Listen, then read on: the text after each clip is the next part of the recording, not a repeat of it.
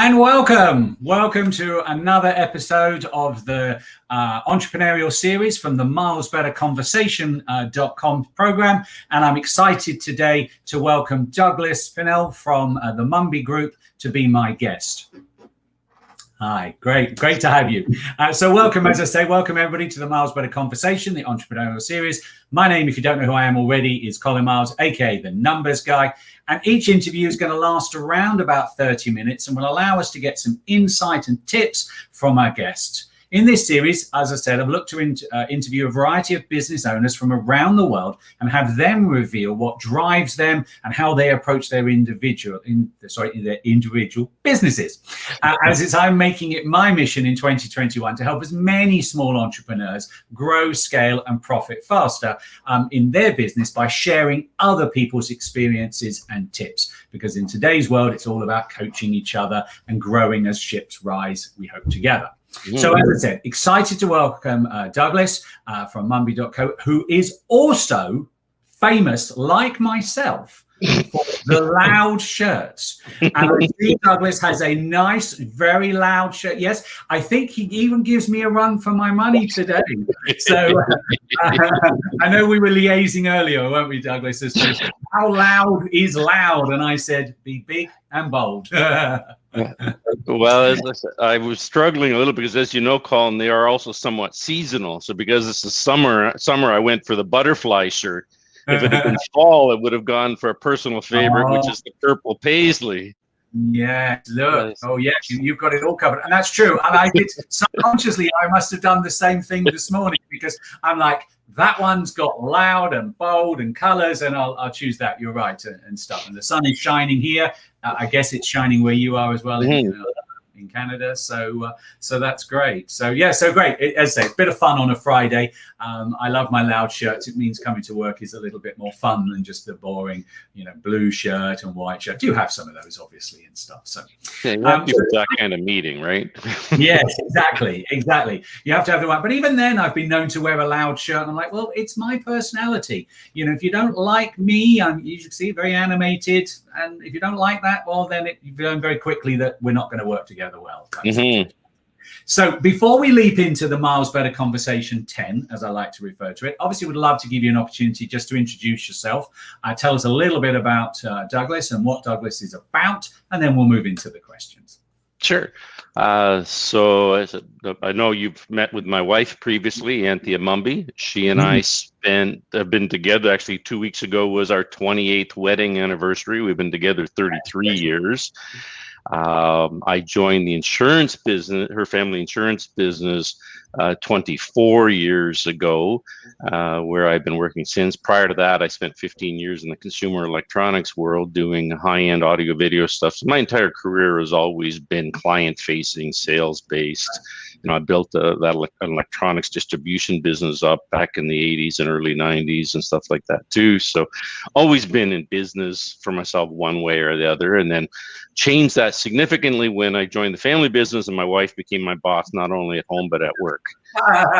Yes, I've got one of those. It's my wife. You can say you're the boss, but you're not. And I'm like, yes, exactly. There are T-shirts that say that, and that's so just how pervasive it is too. It's not just you and I that lives are like that. It's all of us. Yeah. No matter what we want to tell the world. So I mean, everything I said in my career has been sales based, and it's always been because I actually look at sales as a proud profession. I know obviously there's a lot of people who are outside of it, and even unfortunately some people that are inside of it who, have a negative opinion of what they do. Because I don't sell anything to anybody. I provide knowledge, I educate them, and I let people make informed decisions. And if what I have doesn't suit them, I'm happy to tell them it doesn't suit them. And that has served me extremely well throughout my career, because people who didn't buy from me for one reason or other in the past very frequently came back to me over time. From that electronics industry into this one, I have some of my best friends came from being clients because I have that kind of relationship with them. And may not be as popular opinion these days, I'm not sure, but I think at the end of the day, it really is amongst those who are true professionals Clients are first, and we learned a saying a long time ago: if clients, look after the clients, the commissions will look after themselves. Correct. I totally agree with that. I have a phrase that was talked that I came across earlier in my career. People don't buy what you sell; they buy what you stand for. Because as you said, if you show that you stand for integrity and that you stand for values and that you're right, you have their opinions and their best interests at heart, then why wouldn't they? And I think social media, although social media has pros and a lot of cons, ultimately at its base, that's what it was all about, wasn't it? It was social proofing and the fact that, as entrepreneurs, that if we can try and get people to, tribes, that's another word, isn't it? And stuff. Right, yeah.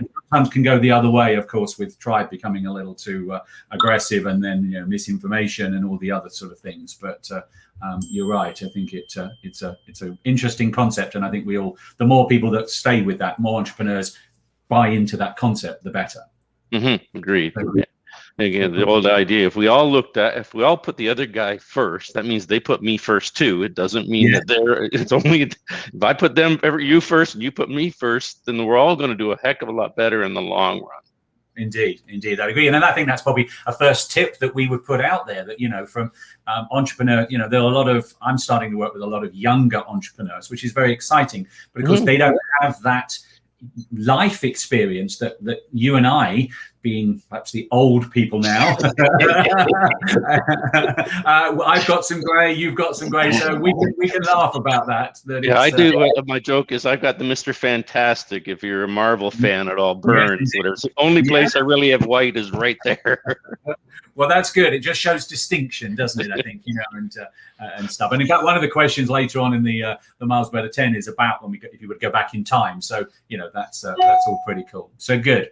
Well, thank you for your background. I mean, as I say, through the questions, we're going to explore more about you and what you're about and what you bring to your business and how you've overcome things. So we'll tease out more of that as we go through. Excellent. Number one question, perhaps the hardest, just because it's always the first question. What's the biggest challenge that you have right now in your business, and how are you overcoming that, particularly in the light of what's happening in the world as we know it?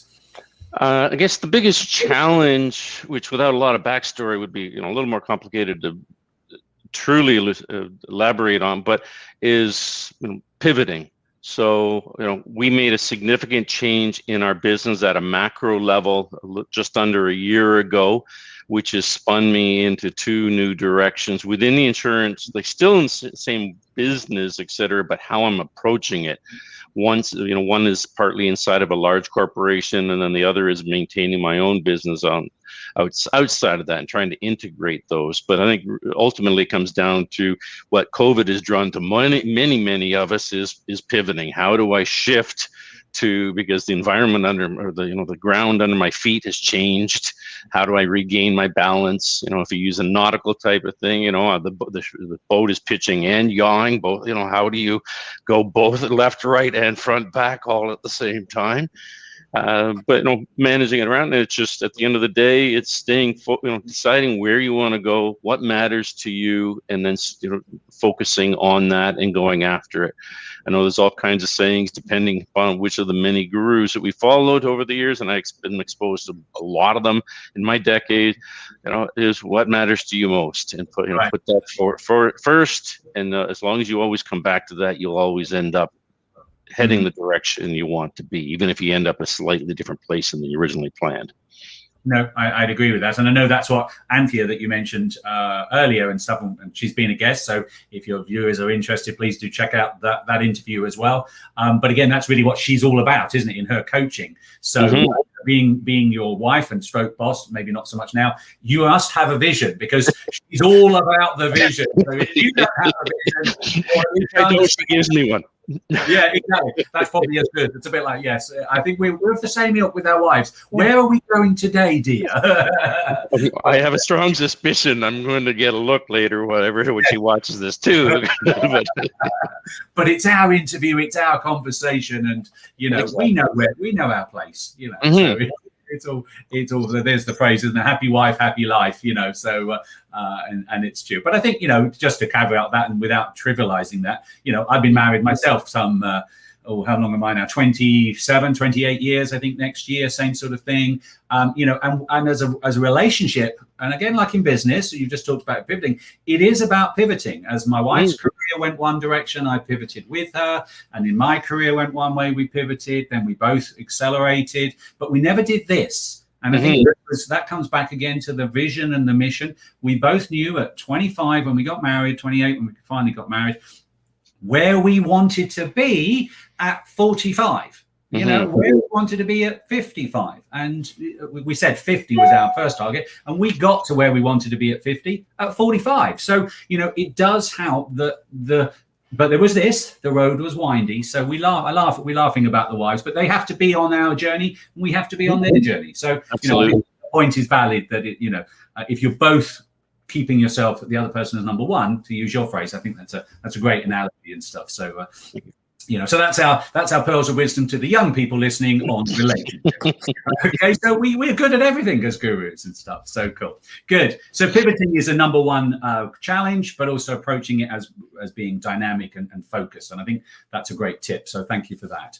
So number two, how do you continue to learn in order to stay on the top of your game? Because the old phrase, if you're not changing, you're going backwards. How do you, and you've said you've pivoted quite dramatically. So what was that involve some new learning or was it a reapplication?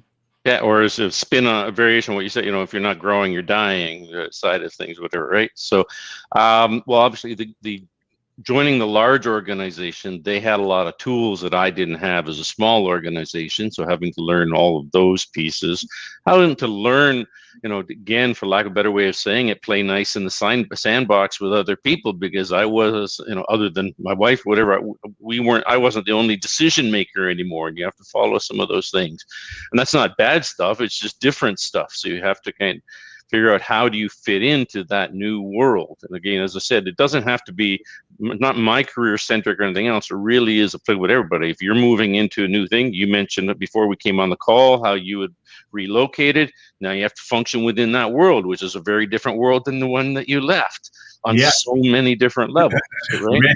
Indeed. So, those sorts of things. And then being on my own is figuring out how do I, I used to have my own infrastructure that was multiple people that were, I supported them, and as a result, they supported me. And now there's myself with my support partner, and that's, it. So now I have to kind of go back to the old days of generating business from square one, rather than just having a big machine behind me that kind of fed the go forward model. So.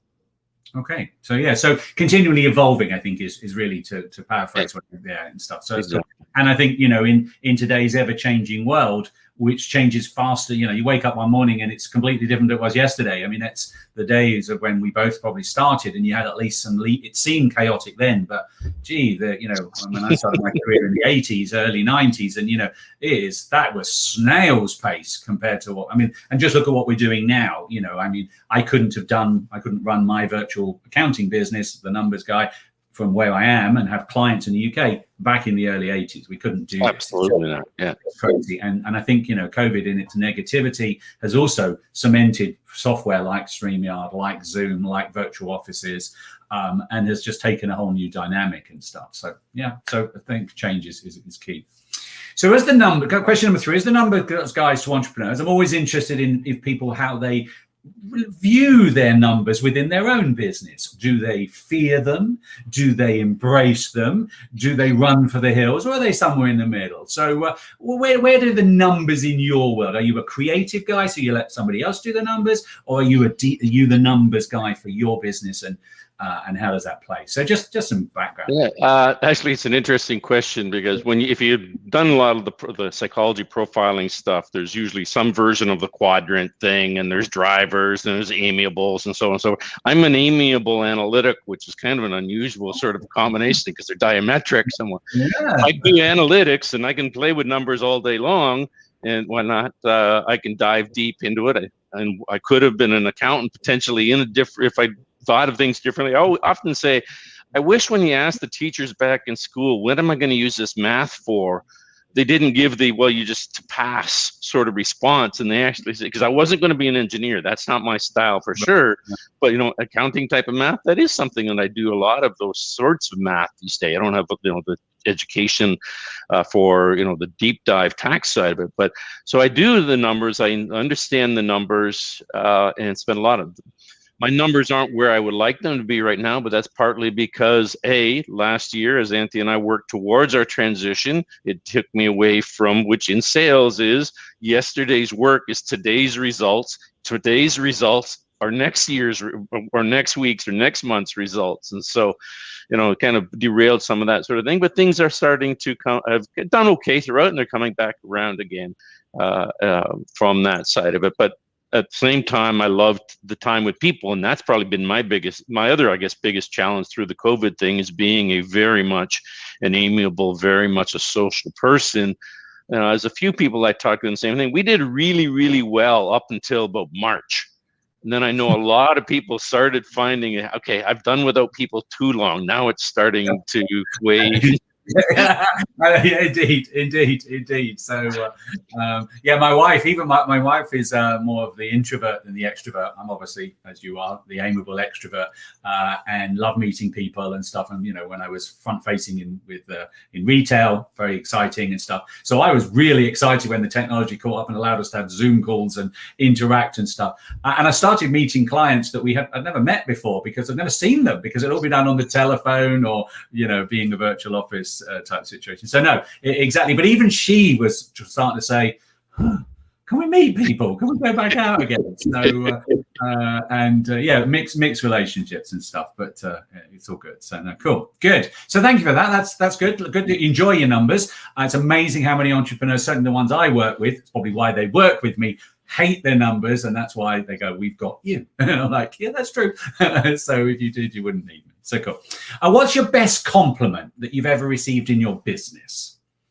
Something that might resonate to a point or a tip. The best compliment overall is variations of the I trust Douglas. Right. Yeah. Why do you do business? I don't know, but if I have a question, I know I'm going to get the answer. I always understand the decision I made. And one of the funny ones is from a couple clients, even though I don't remember an hour later why, I know that I fully understood the decision in the moment because of how I explained it to them, and they trusted me to go forward from there. Right. So that's probably, I think, the biggest one, and it's something that I work very hard to generate. I'm the guy who at the restaurant says, "I'm sorry, miss, you missed the wine."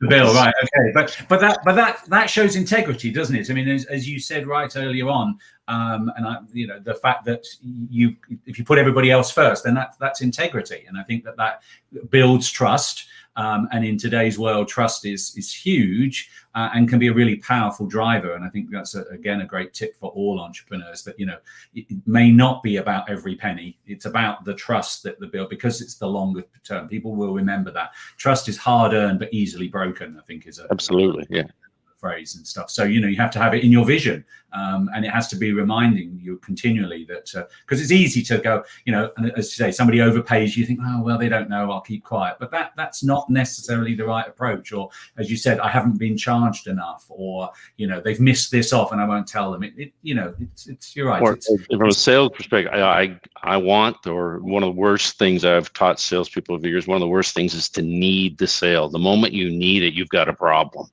Mm-hmm. So even if you do need it, you have to not need it. Yes, at least not come across in the fact that I can't feed the wife today if you don't sign, because you're right. But if you're not prepared to walk from it, you're pushing something that isn't right, and eventually that will loop back around you. I said in the electronics world, it was pretty straightforward. You could send someone home with a very expensive piece of equipment and be happy about it, and they get home and they realize they may not make their rent payment that month, sort of thing. That comes back to you, and they're not referring friends. No, exactly. So cool. So it's probably this was a long time ago. So the question was, what was the driver to take the leap and become an entrepreneur? But actually, in this particular question, your whole life you've been an entrepreneur, haven't you? I mean, you're the family business and stuff. So maybe let's rephrase that. What was the leap to pivot? Because about a year ago, you said you took you took a fairly thing, and I understand you sold your business, didn't you? So a sizable chunk of it, and then retained a small portion of it, relatively speaking. So what was the driver for that? And that's a fairly big pivot, because again, some entrepreneurs get to that stage, and our more senior entrepreneurs like ourselves, we want to think about how we're going to sell our business and we're going to exit. So what was the thought process that we might share with some of the listeners and viewers? Great question. So Anthea probably may have mentioned as well. I mean, one of the things she says quite frequently is, every business is really made to be sold at some point. And when do the planets line up just right for that sale to be the thing? Sometimes it's a mega corp shows up at your door. We see that in the technology world all the time. Apple with their emails wanted the company that made it really easy to delete the old emails by swipe. So they bought that company. I can't remember what it was. They bought the company that does that, integrated the technology instead of building it from scratch. So sometimes it's something simple like that. Sometimes it's just, our life changes. In our case, it was a planets kind of lining up. It wasn't driven by COVID, but COVID was ultimately a factor, because one of the things we worried about is we have a relatively small team. If someone got sick, how would we manage the service of those people? Because we can't find other bodies in the moment and stuff like that. So that was a small piece, but it was a piece. The values of what people were offering for our business in particular are particularly high at the moment, even at the beginning of COVID. So it was kind of, how do you not take advantage of some of these offers? Technology was changing around us, and being able to try to keep up with it was costing us a great deal. And, frankly, we'd both been in it a very long time. Anthea from when she was a teenager going into insurance itself. I'd been in it over 20 years at that point as well. As you made the joke about being older. Yeah, I was 58 back in May. So I've been working for a very long time. So it was time, just kind of was a perfect situation to make the changes. You always have to keep your eyes on where, what are the best opportunities, and it's not a negative, or it's just, this is the time and things are just right. Yeah, no, good, exactly, and I think you're right. That probably the takeaway I would say from that is that everything is always open for discussion. I think is what you were saying, is that, you sometimes have to be focused, that it's not going to distract. I'm working with one client where we've made the decision with them that he was being approached, and it was distraction all the time. It would be an approach, and then it would fizzle out and things like that. And so we sort of said with them, well, no, okay, we're now going to just put the walls up and say, no, go away approaches. If you'll come, the approach is no. We're not even going to think about it, because it's distracting. So that was a vision. There's another one who's actively wants out. So now we're looking outside. So I think you're right. It's about the planets aligning, but it's also knowing when it suits the right moment. And stuff. So cool. And that's often what the same answer is. Why did you become an entrepreneur? When we talk to the newer, younger entrepreneurs, it's like, well, they've left their corporate world because, and that's how I became an entrepreneur. I was in corporate land and said, had enough. I can do this better myself and have the freedom. So same sort of thing. Cool. Absolutely. I've often said over the years that very few people grow up planning to go into sales. It tends to be something you fall into. I did a presentation, the bring your parent to teacher thing, a few years ago at my daughter when she was young. And the point was, I know a lot of you want to be computer programmers. You think that's going to be your thing, but the reality is a bunch of you are not going to be able to do that. But your computer programming might lead you into a sale position within selling the video games that you wanted to create and stuff like that. So it's not usually a plan, but it is quite often comes out of where your passions or your interests were, what took you in that. Just again, it's another pivot. No, exactly. And I totally get that, because I was in sales for many years. That's where I was in corporate land as in selling and sales and marketing and things like that. So very cool, very good. Exactly. And then I ran my own dive center. So that was actually selling. We were selling courses and equipment and things like that. So I've pivoted many times. So totally get the pivoting. And you have to do it because you want to do it. And if you don't, life's not a rehearsal. Another one I use, if you don't enjoy what you're doing, change it, because life will just keep going. Cool. I believe life's a journey. We're all somewhat in the coaching sector now a little bit as well. But I believe that we all have mentors. And so what it would be, not necessarily by name, because I'm not out here to name people, but I'm assuming you do have a mentor, or you have had mentors. And what did they bring to the party? What was it that drew you to having a mentor? Because not everybody does. And, we're in that sector trying to convince people. I think, my mentors have been very varied, many throughout life. Sometimes it's a simple thing. I had one manager years ago who told me, do what you do best and pay for the rest. And his point there being, it was insurance, because I did a brief stint when I was very young in insurance. I was way too young to get into it at the time, but for life insurance in particular, if you can work an hour and make $100, why would you, and you could pay someone else to do a job at $20, why would you do the $20 job? Was basically the premise of that. And that doesn't always work, because we don't always have the economics to pay the $20 guy. But if you have that kind of a mindset and you grow to it. So that was one of the first things that I really learned, and I started to build my life around, was how to use other resources, is how that kind of spun in turn. At that time frame, I was introduced to things like Zig Ziglar, and all of those sorts of people and places, and again, a lot of the attitudinal stuff there, that came from Zig's messages, Dr. Norman Vincent Peale, and all those people that were big in the 80s as far as that, and all their messages are still resonate with you. I still have, again, you're old enough to remember we had tapes, and then we played them in our cars, or then Walkmans came out, we played them in a Walkman, and then they were on CD, and now we just download them. They're wonderful podcasts like this that we can have access to. Tony Robbins was someone that we gotten a lot of his information from him, and the other people in the more modern world, and all of them are basically building on all the groundwork that all of these others did way back when. Think and Grow Rich and all those other, they've all really come, Jim Rohn, whatever, they've all built, just added layers to stood on the shoulders, as that other saying is, of the giants that came before us. Correct. Yeah, no, indeed. And almost in a way, they are the modern versions of the philosophers of the Greek, you go all the way back to Iliad and Homer, and the art of war and things like that. So it's been around forever, hasn't it? And I think how people resonate with those and finding that sort of version. So I think that's right. So I think, the key message there for everybody is a mentor is important, and it may not just be somebody who you pay. It may be a family member, a friend, but, have somebody else in your world. And I think, the key tip in that conversation was, to help businesses grow, scale and profit faster, to use my phrase, is you can't do everything yourself. And as an entrepreneur, we think we can do it. I'm terrible at it myself.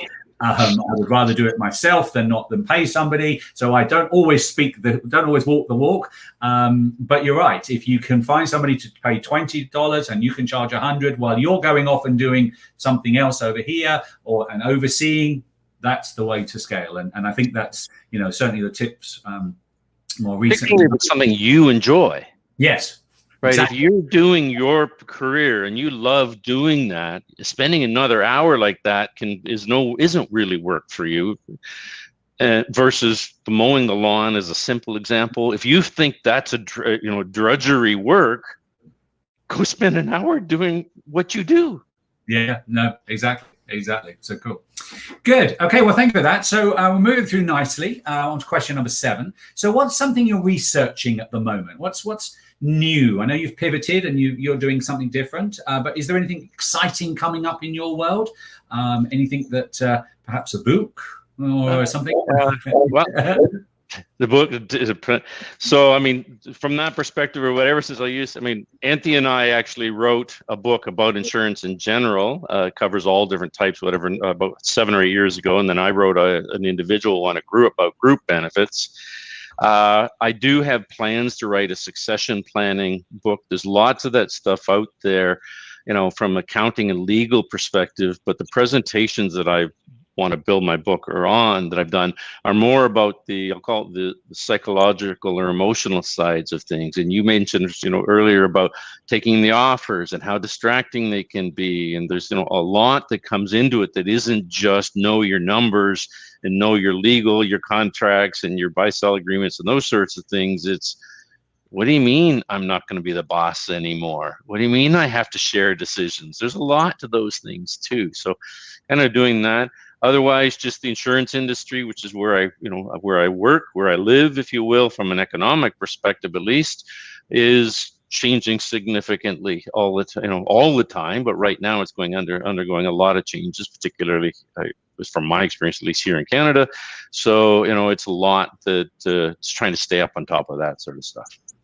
Okay, right, cool, good. So it's always dynamic and pivoting again and moving forward. I think that's a sort of message that's coming through consistently, which is great. Now, we talked about both of us being slightly more of the senior age, not very old, but and relevant to the next question. If you could go back in time to your 21-year-old self, which I know really is only last year for both of us, what might you say to yourself? Well, as I said, right when I say this, I'm glad you said it, because usually there's that, what would you do differently? And I've often thought that process, and I wouldn't say do anything differently, because everything I've done has led to where I am. If I'd done something differently at 21, I wouldn't have met my wife, Auntie, at 25. I wouldn't have my daughter. No, I wouldn't. So I can't undo any moment of it. I guess the biggest thing would maybe be, on a purely personal level, spend more time with certain family people. Right. Because you don't realize how long they aren't there. Everybody assumes everything is going to be the same tomorrow on every level. There will be same tomorrow, and suddenly you discover that it's not. And so the biggest first one would probably be to spend more time with the things that are important to you. And also to maybe ease up on yourself a touch, because entrepreneurs, in particular, I think tend to be, you referenced the, kind of acting as an island. It's all, and you think you have to do it all, and you have to achieve, and all those other things that come with it. If you believe in the, the birth order dynamics, Auntie and I are both firstborns too. So is that a factor in that whole drive to get where we are, sort of stuff? So, what, maybe you could take a couple more chill, because I found that I was thinking about this actually preparing this morning. I was in awe years ago about these guys that ran their business, everything else. Somehow we were out at 7 with their kids, taking to the hockey rink and things like that. How on earth did you do that? Because I don't have time to have lunch. Well, somehow when you figure out what's really, really important to you, you figure out how to have that time. And it doesn't, no one, I keep going into the local hardware store looking for a week stretcher, where you connect it on to Sunday and connect it on to Saturday and turn the crank and try to get more days in there. I've yet to find one. And some people manage to live all those things, it seems, within the 7 days that we do have. So no, exactly. And I think you're right. It's discipline, though, again, isn't it? I mean, they've got to the point where they've said, it's important that I take my kids to school. And, one of the mentors I work with through the marketing side that I got involved with last year, it's the very same thing. 5 o'clock, if you try to message him after 5 o'clock, you'll get a very polite family. He'll respond to know the thing, and you just get family. And you do it twice, and then you know that basically after 5 o'clock, don't bother, because he's family. He sits and has dinner with his children and whatever. Now, he may get up at 4:30 in the morning, which is not my sort of time. I'm more of a later person, European rather than early. But he, 5:01 family, and that's and it works. And eventually everybody else adapts and says, okay, that we need to respect that, because he will give us 120% here, but after 5 o'clock, it's not there. But you're right, it's very easy to get started. I have to try and convince my wife, who is continually working at weekends and evenings with clients, and I'm like, it will still be there tomorrow. And I'm like, you've got to try and stop. It will, otherwise they'll just take advantage, and people do. So I think there's the balance again. Sometimes I've got some millennial clients who are like, oh, we don't work at the weekends. I'm like, no, that's taking it a little too far. If you're a new business that you've just started, well, how about we talk about, it's a holiday. It's a bank holiday on Monday. You're a self-employed entrepreneur. There are no bank holidays. You work. What part of bank did you miss? Exactly. But hey ho. So that's good. All right. So cool. Well, we're coming almost to the end. We're at the question 9 now. So thank you for your time. What might be your overriding top business tip, if you had one? A pearl of wisdom from Douglas that's the cherry on the cake. Biggest tip would be I guess going back to the very beginning, was pick something that you can do, that you can love, you enjoy doing at least, and that you can hold that integrity on to get into something that you, and again, in sales, many of us have been, if you spend enough time in it, you'll have been exposed to positions that where the people in charge or whatever were not necessarily, didn't function within the integrity that you get. So, you got to get out. You got to find that thing that does allow you to do what you do in a way that you can sleep at night. Clients will trust you, and they will keep coming back to you, not just a year later or 3 years later, even in a short transaction type of a world, that they will come back to you over time in terms, even if, again, maybe it's just referrals, but you can keep a multi-year, multi-decade career building. They'll follow you to another business when you go to that other career, certainly because they trust you and they know that you won't try to just flog whatever you got your new job is at them. Right. So this doesn't suit you, but here's what Right. Cool. No, exactly. Great. And the last and final question is really the fun question of the group, of the session. What's your favorite movie and why? I don't know that I have a true single favorite movie.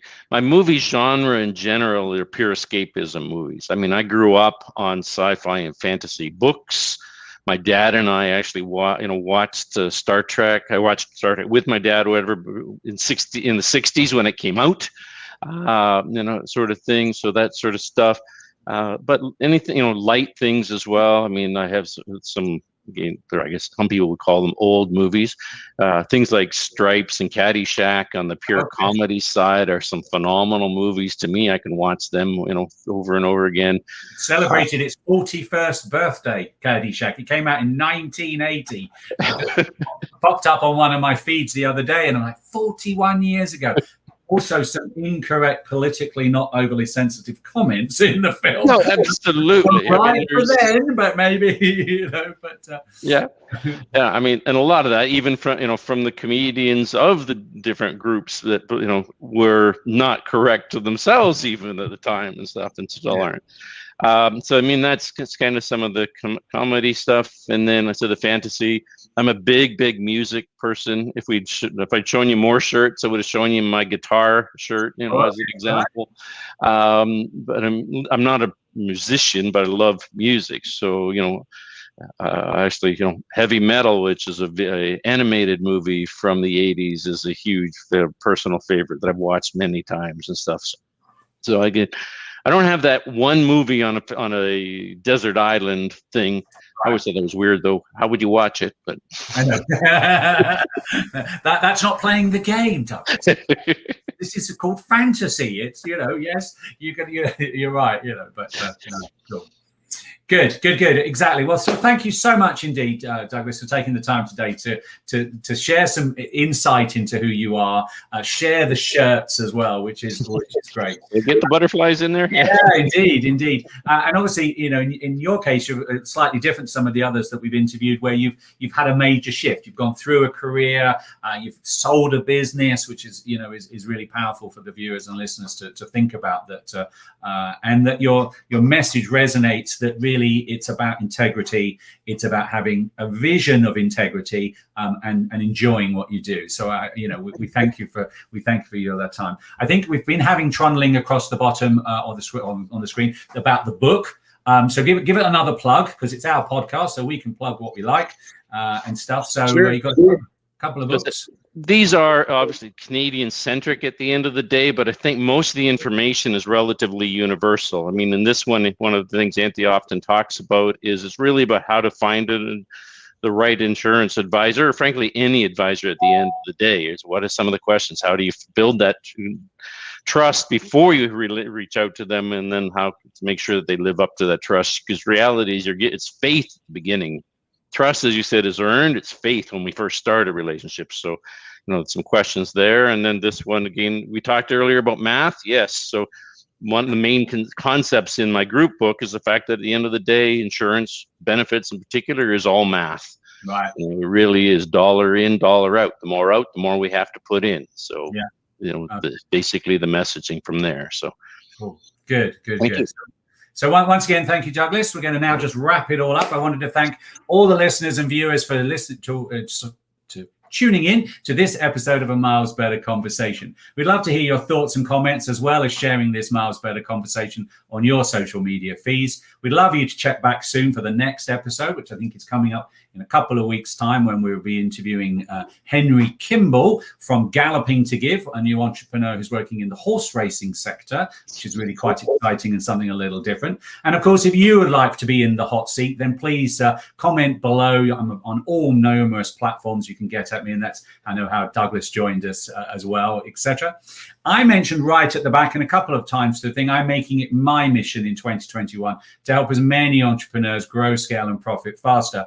And I'd love you to grab a free copy of my ebook. We've all got books. Mine's an ebook. It's called The Accounting is the Language of Business, but a Miles Better Translator, as I look to explain what the 42 key terms are from business accounting, and it's written in plain speak so that you can understand. And if you would get exactly, thank you. And you can be found at letthenumbersdecide.com. Nice and easy. It's my 6-week mastermind course that's also available. There's also a discovery call option if you're interested in finding out a little bit more of who I am, and loads of extra media and stuff.